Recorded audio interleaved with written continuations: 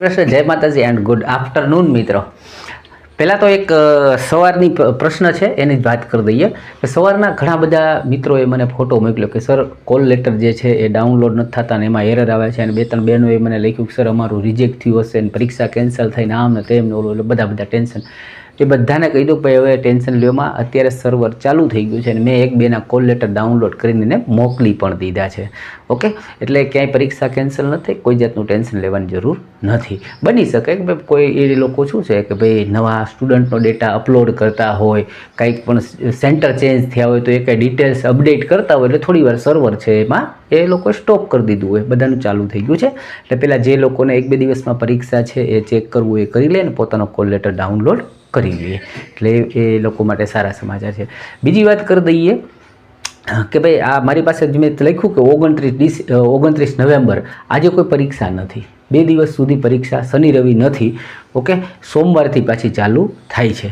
એટલે આ 2 દિવસની અંદર તમારા માટે શું કરવું જોઈએ, આ જે કંઈ આપણે પેપરો જોયા એના એનાલિસિસ જોયા, ઓકે, તો એમને શું કરવું જોઈએ, બેસ્ટ વસ્તુની આપણે વાત કરવા માટે આવ્યા છીએ. તો પહેલી વસ્તુ તો એ કે ભાઈ જો આ લોકોએ આખું પેટર્ન ચેન્જ કરીને એમાં એક મોટો દાવ કરી ગયા કે 2 કે 5 માર્કનું કરંટ આવતું ને બાકી જીકે જીએસ બધા પ્રશ્નો આવતા.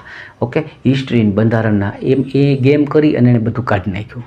સીધા 20 માર્કનું આ લોકોએ કરંટ અફેર નાખી દીધું. કરંટ અફેર નાખ્યું તો એ બી કોઈ મોટી વાત નથી, પણ કરંટ અફેર છે ને એ 3-3, 4-4 લીટીનો પ્રશ્ન બનાવીને પૂછે છે. એટલે તમારો સમય જે છે એ બગડવાની પૂરેપૂરી શક્યતાઓ આના અંદર રહે છે. અને પ્રશ્ન જે છે અત્યારે જે લેટેસ્ટ આવ્યા એની વાત કરીએ તો 2025ના જ આવ્યા. એટલે આ એક પહેલું મોડ્યુલ હતું કે જેના અંદર એને 3 દી પરીક્ષા લીધી. હવે બીજું મોડ્યુલ જે ચાલુ થાય છે એની અંદર આની આ પેટર્ન જાળવી રાખે છે કે બદલે છે એની આપણને કોઈ ખબર નથી. બની શકે કે હવે એ લોકો સીધા જાન્યુઆરી 2025થી પ્રશ્ન ઉપાડે કે 2024ના ઉપાડી લે, અથવા તો એ 20 પ્રશ્નની અંદર જીકે જીએસ એને એન્ટર કરે, હિસ્ટ્રી નાખે, ભૂગોળ નાખે, એટલે એની આપણને કોઈ ખબર નથી. જો અત્યારે જે દેખાઈ રહ્યું છે એ મુજબ જોવું હોય તો તમારે કરંટ જે છે એના 20 માર્ક છે, તમને રસ હોય, કરંટની અંદર ઇન્ટરેસ્ટેડ હો તો કરવું જોઈએ. બાકીના જે 3 સબ્જેક્ટ છે એ આપણને 80 માર્ક આપે છે, એટલે કે સાયન્સ, રિઝનિંગ છે અને મેથ્સ છે. તો એ જે છે લોકો એમ કહે છે કે ભાઈ એ અત્યારે વાત કરીએ તો કે મેથ્સ થઈ જાય એવું આવે છે, રિઝનિંગ પણ થઈ જાય એવું આવે છે, થોડું ટાઈમ ટેકિંગ 2-5 પ્રશ્ન રહેવાના છે. એટલે તો ઓબ્વિયસલી વાત છે કે ભાઈ 20 પ્રશ્ન કે 30 પ્રશ્ન જે સબ્જેક્ટમાંથી આવતા હોય, કંઈ 20 અઘરા ના હોય ને 20 સહેલા ના હોય, એમાં 2-5 પ્રશ્ન ટાઈમ ટેકિંગ હશે. તો એના માટે તમારી પ્રેક્ટિસ સારી એવી હોવી જોઈએ. તમે પ્રશ્નોને ઝડપથી વાંચીને સમજી શકતા હોવા જોઈએ.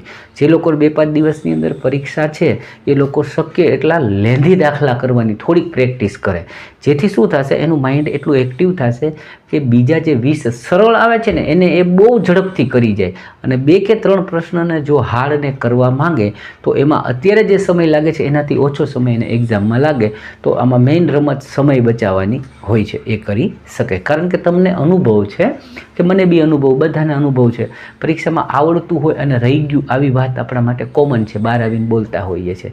તો ત્યાં વસ્તુ મેઇન શું થઈ ગઈ કે ભાઈ ટાઈમ મેનેજમેન્ટ ના કરી શક્યા આપણે, એના હિસાબે આપણને આ પ્રોબ્લેમ જોવા મળે છે. ઓકે, હવે વાત રહી કરંટ ક્યાંથી કરવું, કેવું કરવું. તો જો જે લોકોને ખરીદવું હોય તો એ ખરીદી શકે છે. માત્ર 51 રૂપીઝની અંદર આપણે કરંટ અફેરનું બનાવ્યું છે, અને એ પાછું આ 2 દિવસમાં હું હજી એને અપડેટ કરું છું. આજ સવારથી લાગી ગયો છું કે હજી હું એમાં વધારે એવા પ્રશ્નો નાખી શકું જે આવ્યા એ મુજબ, કે છોકરાઓને વધારે ફાયદો થઈ શકે. તો એ પણ હું કરી દે. જેણે લઈ લીધી છે એને ચિંતા નહીં કરતા, એને હું પાછું નવી PDF જે છે વધારાના પ્રશ્નો એડ કરીને આપી દઈશ. ઓકે, એના સિવાય સાયન્સ બેસ્ટ પાર્ટ છે તમારા માટે 25 માર્ક. જો જીકેને સમજવામાં આપણે એમ કહીએ કરંટને થોડુંક સમજીને કરવું પડશે, ગણિત અને રિઝનિંગને તો ગણીને જ કરવું પડશે.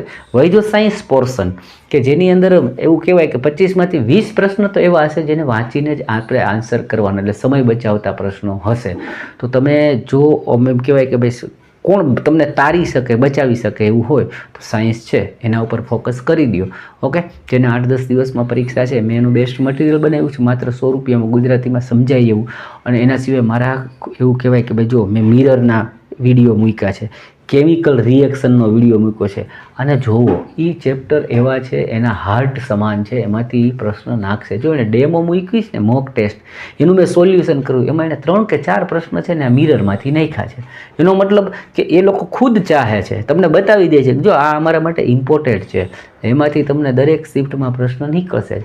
હવે આટલું બધું ખુલ્લું હોય, આટલું બધું તમારી સામે હોય, પછી તમે લોકો ના પ્રેક્ટિસ કરો, ના વાંચો, ના એક્સેપ્ટ કરો, ના તમારી ભૂલને શોધીને તમે એને પ્રિપેર કરો, તો પછી રિઝલ્ટ ડલ આવવાનું છે. એમાં પછી કોઈનો વાંક કે દોષ રહેશે નહીં. અને જેટલું સહેલું માનતા હોય એટલું ગ્રુપ ડી સહેલું હોતું પણ નથી. ઓકે, તમે જુઓ બિહારના યુપીના લોકો છે એ કેવડી સ્ટ્રગલ મહેનત કરી લઈએ છે, બરાબર. અને આપણે થોડું ઘણું મહેનત આમ 10 દી કરીને કહે કે મેં ગ્રુપ ડી દીધી, એવું નહીં. આમ અત્યારે જેટલો સમય છે ને એનો તમે સદુપયોગ કરી અને પૂરેપૂરું ફોકસથી એમાં ચાલો, તો તમે લોકો ખરેખર સફળ થઈ શકો. અને આપણી ઈચ્છા શું છે કે આપણે આ રિઝલ્ટ આવે તો તમારા ચહેરા ઉપર એક સ્માઇલ આવે, તમે લોકો ખુશ થાઓ અને રાજી રાજી મને મળવા આવો કે ફોન કરો, સર અમે અમારું સિલેક્શન થઈ ગયું. આનાથી મોટી વાત જે છે ને એ તમારા મા બાપને પૂછજો, બીજી કોઈ નહીં હોય. ઓકે, તો હું તમને જે કાંઈ હેલ્પ કરી શકું છું એ ડેઈલી કરું જ છું. અને અત્યારે કરંટનું પાછું નવું મટીરિયલ આપણે થોડુંક તૈયાર કરીએ, એડ કરીએ, જેથી કરીને તમને મેક્સિમમ આપણે સપોર્ટ કરી શકીએ. બાકી તમને કોઈ પ્રશ્ન મૂંઝાતા હોય, તકલીફ હોય, તો મારો નંબર હું ડેઈલી આપું છું. ઘણા વિદ્યાર્થીઓએ મને ફોટોગ્રાફ મોકલે છે, સાહેબ આ દાખલો કરાવો, તો આપણે એક વિદ્યાર્થીના દાખલા કરાવ્યા છે. કોઈ એક વ્યક્તિએ મને કોમેન્ટ કરી હતી ખાલી કે સર મોક ટેસ્ટ કરાવજો, તો એક કોમેન્ટ માટે થઈને મેં બે વિડીયો બનાવ્યા. એક આખી સાયન્સની મેં મોક ટેસ્ટ સોલ્વ કરાવી અને આખી રિઝનિંગની કરાવી. તો જુઓ, હું તમારા એક કોમેન્ટને એટલું ઇમ્પોર્ટન્સ આપું છું, તો તમે મારા એક વિડીયોને ઇમ્પોર્ટન્ટ આપો. અને એમાં આવતી બધી માહિતીઓ જે છે, જે કંઈ ભણાવું છું, જે કંઈ શોર્ટકટ આપું છું, જે કંઈ શીખું છું, એને પણ તમે ઇમ્પોર્ટન્સ તરીકે લઈ અને પાસ થાઓ, એવી મારી શુભેચ્છાઓ. મળીએ બીજા વિડીયોમાં કંઈક નવા સાથે.